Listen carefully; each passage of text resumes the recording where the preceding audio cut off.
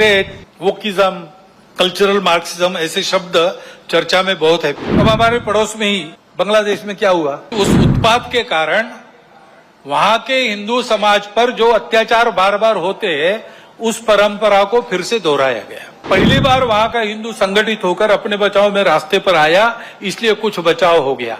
उनको आवश्यकता है मदद की। विश्व भर के हिंदुओं की भारत के सरकार की सहायता उनको मिले, ये उनकी आवश्यकता है। हिंदू समाज के भी ध्यान में आना चाहिए कि दुर्बल रहना अपराध है। वहां चर्चाएं ऐसी चलती है बांग्लादेश में कि भारत से हमको खतरा है, पाकिस्तान को साथ लेना चाहिए, वही हमारा प्रामाणिक मित्र है और दोनों मिलके, क्योंकि उनके पास न्यूक्लियर वेपन्स है, हम भारत को रोक सकते हैं। समय पर हमको जागना है। हमारा देश सांस्कृतिक एकात्मता के अधिष्ठान पर खड़ा है। बलि किसकी देनी यज्ञ में चर्चा हुई, कहते हैं क्या घोड़े की? नहीं, वो तो लात मारेगा। हाथी? नहीं, बहुत बड़ा है। शेर? नहीं बाबा, वो तो बिल्कुल नहीं। फिर किसको? तो बकरे को काटो। कुछ नहीं कर सकता। विषमता इतनी विचित्र हो गई कि हमने अपने संतों को, देवों को, सबको बांट लिया। वाल्मीकि जयंती वाल्मीकि बस्ती में ही क्यों ना? अब हमारे पड़ोस में ही बांग्लादेश में क्या हुआ, उसके कुछ तात्कालिक कारण और पहलू है, ये बात ठीक है, लेकिन इतना बड़ा उत्पात तो उससे नहीं होता।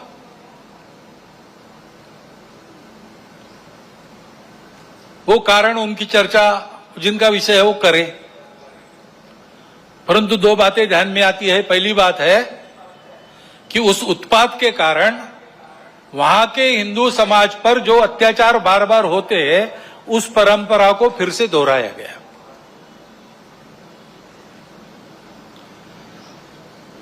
पहली बार वहां का हिंदू संगठित होकर अपने बचाव में रास्ते पर आया, इसलिए कुछ बचाव हो गया। परंतु कहीं कोई गड़बड़ हो, दुर्बलों पर अपना गुस्सा निकालने की ये जो कट्टरपन की प्रवृत्ति है, वो प्रवृत्ति जब तक वहां विद्यमान है तब तक वहां की हिंदू क्या, वहां के सभी अल्पसंख्यक, उनके सर पे खतरे की तलवार लटकी रहेंगी। उनको आवश्यकता है मदद की। विश्व भर के हिंदुओं की भारत के सरकार की सहायता उनको मिले, ये उनकी आवश्यकता है। परंतु इससे ये ध्यान में आता है और ये ध्यान में आना चाहिए, हिंदू समाज के भी ध्यान में आना चाहिए कि दुर्बल रहना अपराध है। हम अगर दुर्बल है, असंगठित है, तो उसका मतलब हम अत्याचार को निमंत्रण दे रहे हैं। निमित्त कुछ नहीं चाहिए, हम दुर्बल है, यह निमित्त पर्याप्त है। और इसलिए जहां कहीं भी हम है वहां संगठित रहना, सशक्त रहना, किसी से शत्रुता नहीं करना, हिंसक नहीं बनना, योगदान देने वाले बनना, परंतु इसका अर्थ दुर्बल रहना नहीं, अशक्त रहना नहीं। इसको हमको करना ही पड़ेगा। लेकिन दूसरी बात है हमारे सबके ध्यान देने की। अब वहां चर्चाएं ऐसी चलती है बांग्लादेश में कि भारत से हमको खतरा है और भारत से खतरा है, इसलिए पाकिस्तान को साथ लेना चाहिए, वही हमारा प्रामाणिक मित्र है और दोनों मिलके, क्योंकि उनके पास न्यूक्लियर वेपन्स है, हम भारत को रोक सकते हैं। जिस बांग्लादेश के निर्माण में भारत की पूरी सहायता हुई, जिस बांग्लादेश के साथ भारत ने अब तक कोई वैरभाव रखा नहीं, आगे भी नहीं रखेंगे,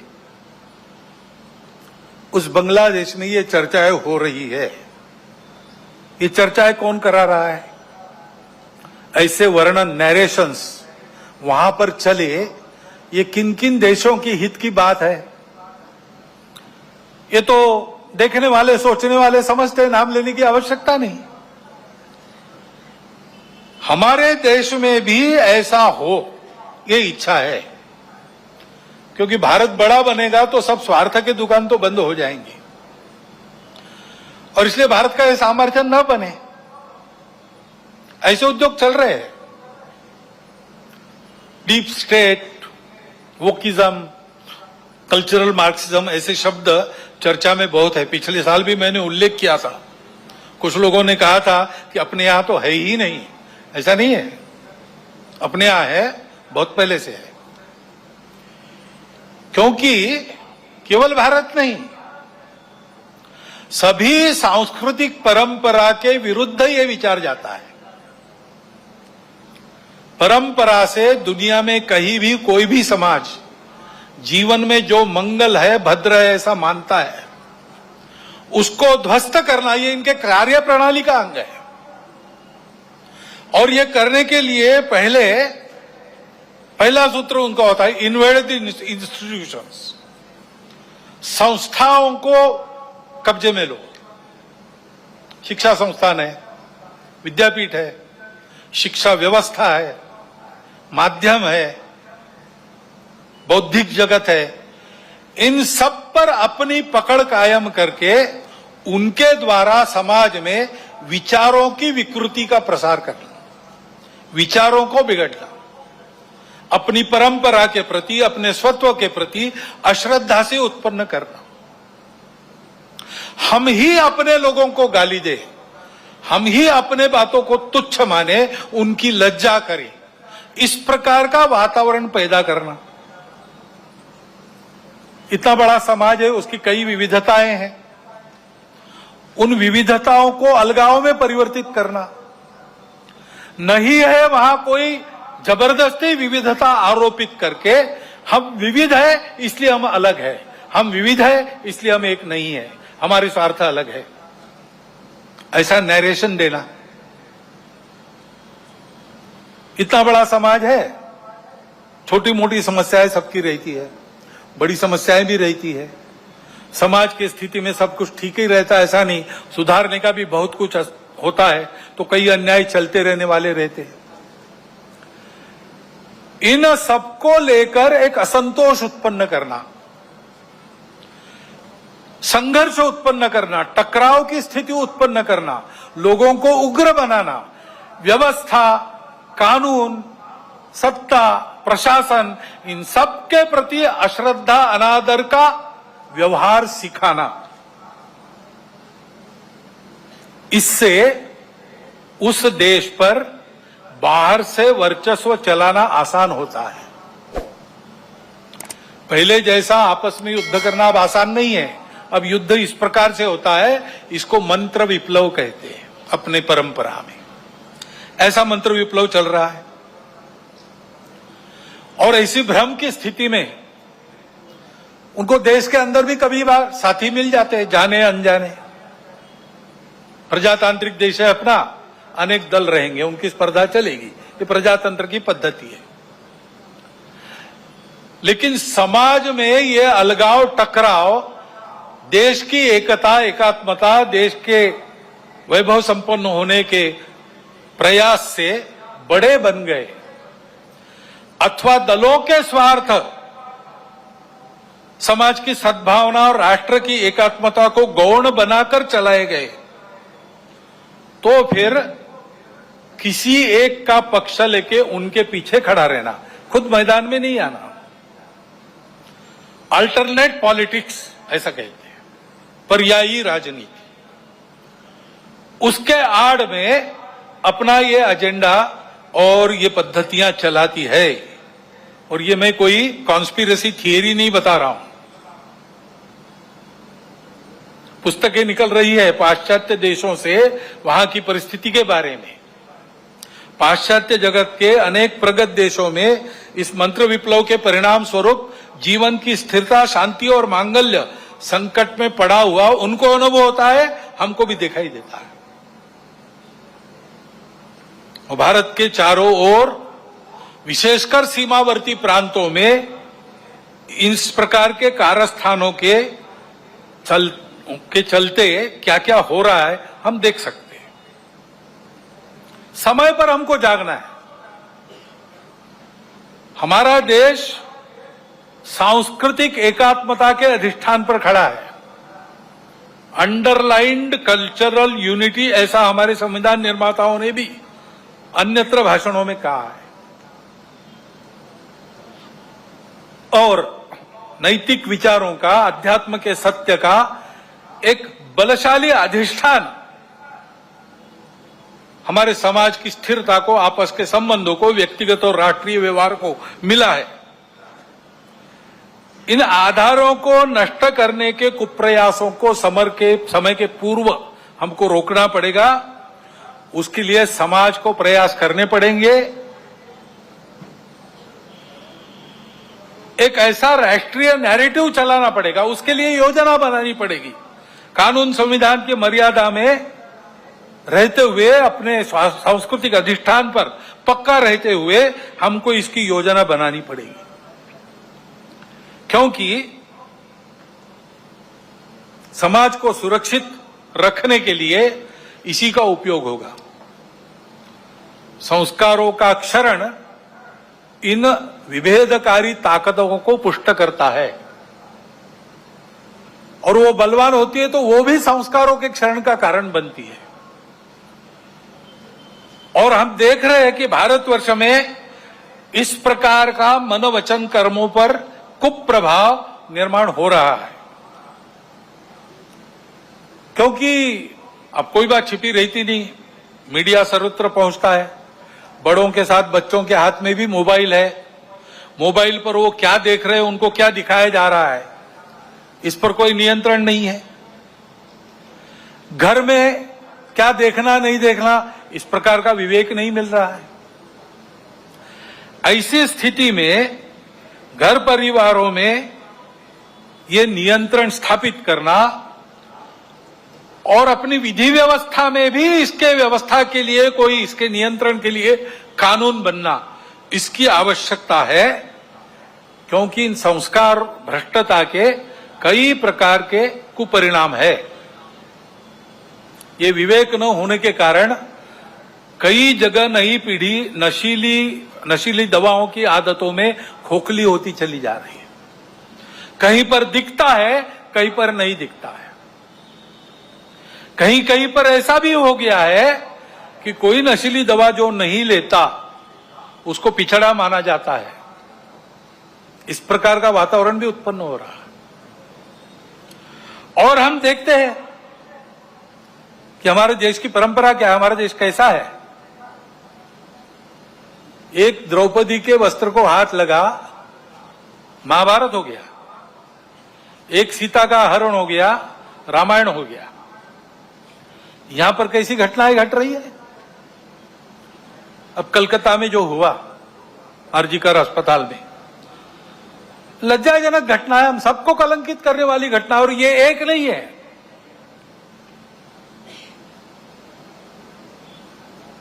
घटनाएं होती है, उसका नियंत्रण वगैरह करना। जैसे वहां खड़े हो गए समाज के सब लोग डॉक्टर लोगों के साथ, घटना होने ही नहीं देना, इसलिए चौकन्ना रहना चाहिए, सुरक्षा देनी चाहिए। परंतु होने के बाद भी वहां जिस प्रकार से टालमटाल का प्रयास हुआ, अपराधियों को संरक्षण देने का प्रयास हुआ, ये जो अपसंस्कृति फैली है, उसके साथ अपराध और राजनीति का जो गठबंधन हो गया है, उसके ये परिणाम है। हमारी सांस्कृतिक देन है ये दृष्टि जो कहती है मातृवत परदारेश, पराई स्त्री माता समान है।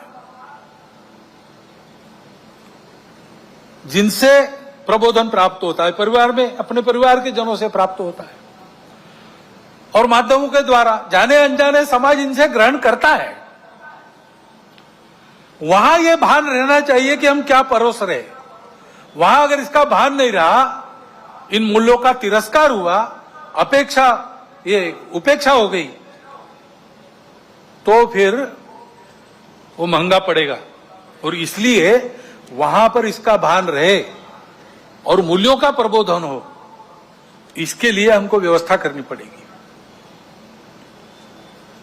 ये जो परिस्थिति सारी चल रही है, उसमें हम देखते हैं कि ये सारे खतरे संस्कार भ्रष्टता के कारण और आपस में अलगाव की हवा बहती है, उसमें बह जाने के कारण देश में सर्वत्र आप देखिए, सीमा से लगे पंजाब है, जम्मू कश्मीर है, लद्दाख है, समुद्री सीमा पर केरल है, तमिलनाडु है, और बिहार से मणिपुर तक पूरा पूर्वांचल है, अस्वस्थ है।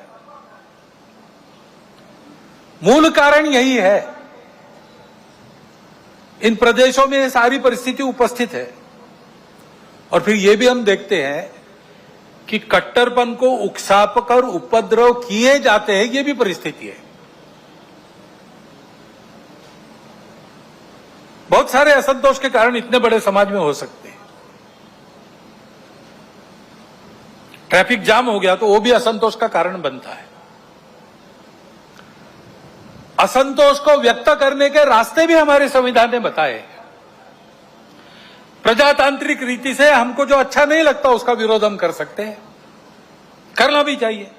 अगर अपने को अच्छा नहीं लगता चुप रहो, ऐसा कोई नहीं कह सकता।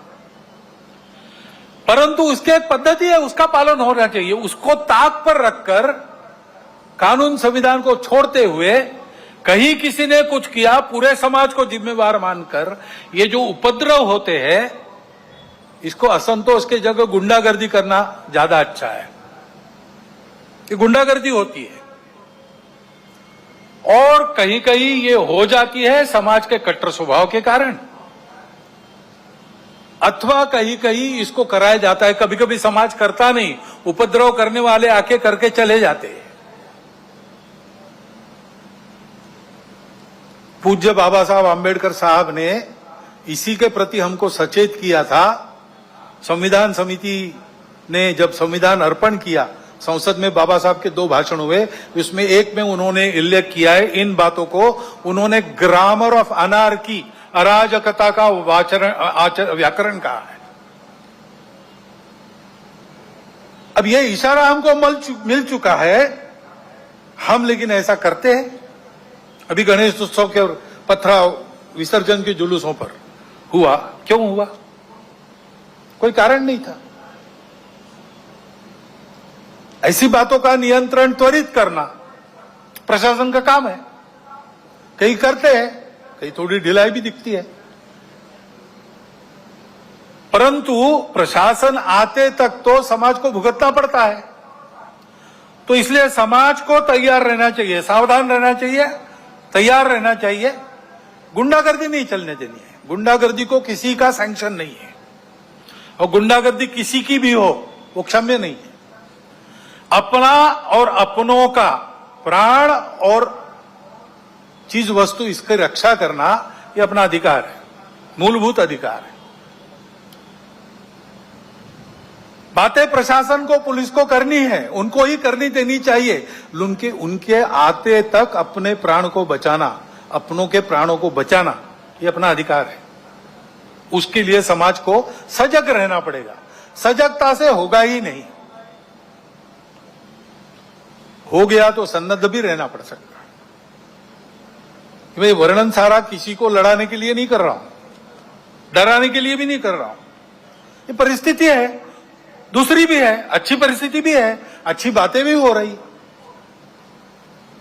हमको इस परिस्थिति में से जाना है, और इसलिए क्योंकि हम सबकी इच्छा है अपना देश एकात्म हो, सारे झगड़े समाप्त हो, अपना देश बड़ा बने, सबकी इच्छा है, सबका कर्तव्य भी है।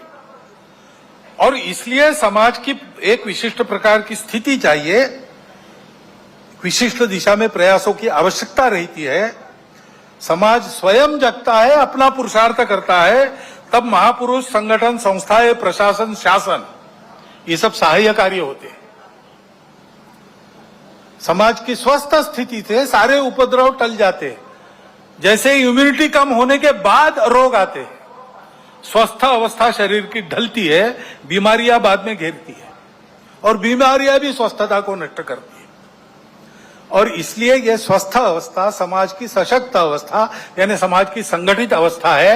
समाज को सशक्त रहना चाहिए, संगठित रहना चाहिए, क्योंकि दुर्बलों की परवाह देव भी नहीं करते। अश्वम नैव गजम नैव व्याघ्रम नैव च नैव च, बलि किसकी देनी यज्ञ में चर्चा हुई। कहते हैं क्या घोड़े की? नहीं, वो तो लात मारेगा। हाथी? नहीं, बहुत बड़ा है। शेर? नहीं बाबा, वो तो बिल्कुल नहीं। फिर किसको? तो बकरे को काटो, कुछ नहीं कर सकता। देवो दुर्बल घातका। और इसलिए इस स्वस्थता को, संगठित को उत्पन्न करने के लिए संपूर्ण समाज में कुछ विषय हम शताब्दी वर्ष के पश्चात ले जाएंगे। अभी 1.25 साल शुरू हुआ है, वो पूरा होगा 1925 में। उसके बाद साल भर शताब्दी वर्ष का कुछ चलेगा। उसके बाद समाज में हम विषय लेने जाने वाले हैं। समाज के स्वस्थ स्थिति की पहली शर्त है सामाजिक समरसता और सद्भावना। इसके बिना संगठन संभव नहीं। और इसलिए इन बातों को ले जाना है। लेकिन ये बात ले जानी है, कार्यक्रम ले जाने से नहीं होता। कुछ प्रतीकात्मक कार्यक्रम कर लिए तो समरसता सद्भावना नहीं आती है। व्यक्तिगत स्तर पर, पारिवारिक स्तर पर काम करना पड़ता है। समाज के सभी वर्गों में व्यक्तियों की और कुटुंबों की मित्रता होनी चाहिए। मैं जितने दायरे में घूमता हूं, फिर काम करता हूं, वहां के सब प्रकार के रहने वालों में मेरे मित्र होने चाहिए। मेरे परिवार के मित्र कुटुंब वहां सब प्रकार के रहने वालों में होने चाहिए। भाषा विविध है, पंथ संप्रदाय विविध है, खान पान रीति रिवाज सब अलग अलग होने के बाद भी ये कुटुंबों की और व्यक्तियों की मित्रता, यही समाज में समरसता लाती है। प्रबोधन करने के लिए बाकी सब काम आता है, आचरण करने के लिए ये प्रत्यक्ष मित्रता चाहिए। और जहां जहां लोगों को समझाना संभव है, अपनी इतनी साख है, वहां समझा के पर्व त्योहार सबके होने चाहिए। ये विषमता इतनी विचित्र हो गई कि हमने अपने संतों को, देवों को, सबको बांट लिया। वाल्मीकि जयंती वाल्मीकि बस्ती में ही क्यों हो?